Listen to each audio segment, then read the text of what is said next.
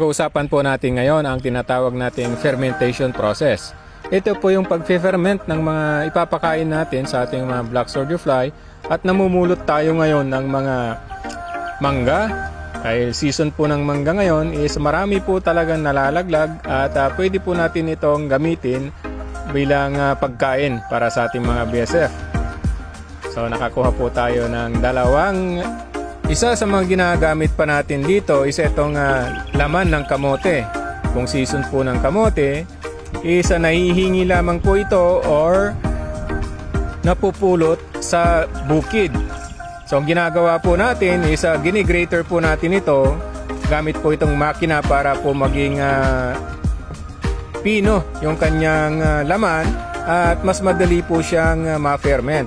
Pwede rin nyo yung ilaga para mas mabilis po nakainin ng inyong alagang BSF. So ito po yung kinakalabasan ng greenated na kamote. Makita nyo, pinong-pino po yan.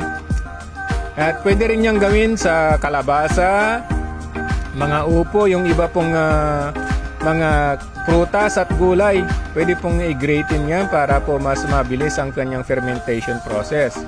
So dinagdagan po natin ng dumi ng manok. Pwede naman po yan, or yung pwede po yung dumi ng baboy, pwede rin pong ihalo yon. So ito po yung napulot natin na mangga at ipiniprepare po natin siya sa fermentation, no? Gamit po itong timba ay dinagdagan po natin siya ng konting tubig. So yung mga iba na gumagawa nito is nilalagyan po nila ng molasses. So dahil ayaw po natin gumastos pa sa molasses is ganyan na lamang po yung ginagawa natin. So halo-haluin lamang po yan. And then ilalagay po natin siya sa ating timba. Siguraduhin lamang po natin na na-mix ng maigi para mas maganda po yung kanyang fermentation process. So pwede po yan sa lahat ng klase ng gulay or prutas.